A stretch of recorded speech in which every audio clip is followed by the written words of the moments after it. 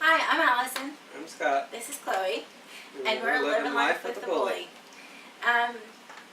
If you've been following along, or if this is the first video that you've watched, if you haven't, go ahead and click that subscribe button while you're here. And don't forget to ring the bell to turn on your notifications for new videos.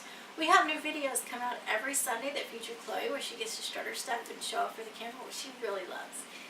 We have all those videos up through halfway through July, and we're hoping to be able to continue those videos on through at least October for now. We also have some new videos up which feature a dog named Harley. She's an Akita Pit Bull mix. She's 2 years old with no formal obedience training, but with 2 other dogs and 2 other children and 2 children in the family, she kind of needs obedience training. So I've been fortunate enough to be able to work with her. She's really receptive and she's a really great dog, and we get to have a lot of fun.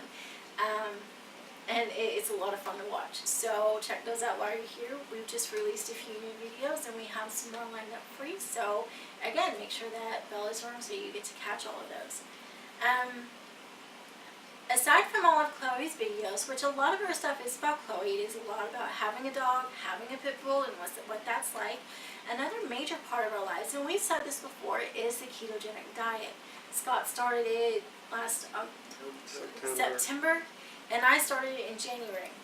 I've said in one of our previous videos that my first goal was to lose weight, just generally lose weight, which I did. And then my second goal was to get down to 170 pounds, which is a 35-pound weight loss because I started at 205 pounds. Previously unable to lose weight because I have PCOS, because it does inhibit weight loss, because it does, my body does produce excess androgens, so we have that. But I've been able to lose weight, and I'm happy to say that I've met my second weight loss goal, so we're finally there. My next weight loss goal is another 30 pounds. We're keeping our fingers crossed. Hopefully I won't plateau before then. But we want to talk a little bit about the ketogenic diet because Scott's done his keto egg fast, which we have a video for that on here, and we'll include the link in the description below. One of the things that's come up while we've been on the since we started keto is the variety of conversations that we've had. Whereas Scott has had mostly positive conversations with people about keto, like after he started, and then his parents started it, and then people at his work started it and have had good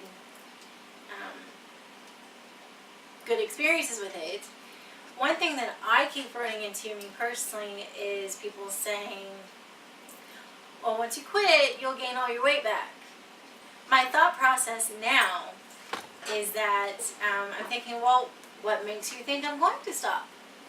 Because like we've said in one of our previous videos, it kind of changed my taste buds, or I don't know, has it changed your taste buds? Mm-hmm. So it sort of changed the whole setup of our taste buds, and then the way we think about food, the way we approach food, the way we approach eating throughout the day, it's just sort of changed everything. But I've had multiple people come up who said, like my mom, for example, her doctors have told her not to start any sort of low carb diet, which ketogenic is not necessarily low carb, it's just high fat low carb. So she can't do it because she's had problems with her kidneys in the past. Her doctors want her carb intake to be high. And then we have another friend who gets cysts on her kidneys. So that's another person who would like to start the ketogenic diet because they see the success we've had, but they can't because there are limitations. They need that high carb count. We have a family member and a friend with type 1 diabetes, and it's important to understand there's a difference between type 1 and type 2 diabetes. Type 2 diabetes is a lifestyle disease that started from bad habits and bad dieting habits. But type 1 diabetes is something completely different, and those people who have type 1 diabetes cannot do a ketogenic diet because again, their balance needs to be different. I've had multiple people come up to me and say, or that I've spoken to on the phone and say, well, that's really bad, you can't do that, because their doctors have told them not to, specifically told them not to do something like this. But for someone like me with PCOS, for someone like me who just gains weight, like there's a little troll on my shoulder that just adds, fat cells at every breath. This has actually been really great for me. And so those comments that we'll gain all the weight back once we stop, kind of lead me to the thought process, well, the way you eat is your diet. Our diet is a lifetime. It doesn't happen in a vacuum. It's something that happens over a period of life. So with us starting ketogenic diet, we've actually, both of us have come to the conclusion that this is something that we're going to stick with. This is a lifestyle choice for us. This is something that we've changed to. Yes, we were both raised to believe that you should burn carbs rather than fat. We were both raised on the standard American diet. And I've kind of got myself into the mindset now that if I want pizza, I have pizza a specific way. I don't think about pizza from Papa John's or from Little Caesars or the way that we used to. We spent a lot of money at Papa John's. We spent a lot of money at Papa John's, but that's no longer pizza for us. We get into this. We as people, we tend to get into this mindset of substitution. Well, I want pizza, but I can't have Papa John's pizza, so I'll substitute it for keto pizza.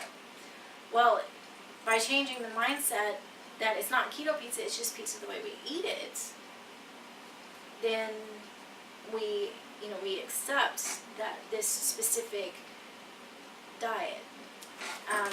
And I got into this a little bit more on one of our blogs, Dieting America, on our blog at livinglifewiththebully.com.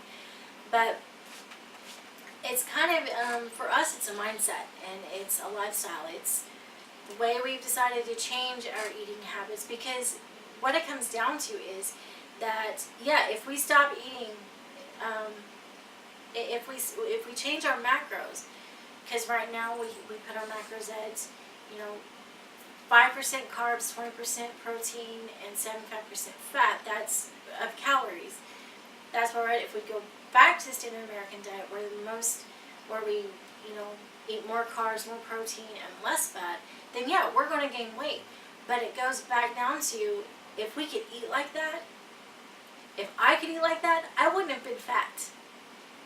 I mean, I'm still overweight, but at least I'm no longer obese, which was always a very difficult thing for me to lose weight.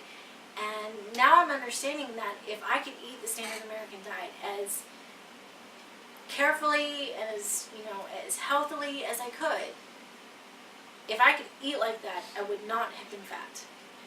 This is how I can eat without being so big. This is how I can eat. Now I can do things that I haven't been able to do in several years. My knees, for the first time, don't hurt after a walk. So if I could do all of that, then I would, but I can't eat that way without being fat.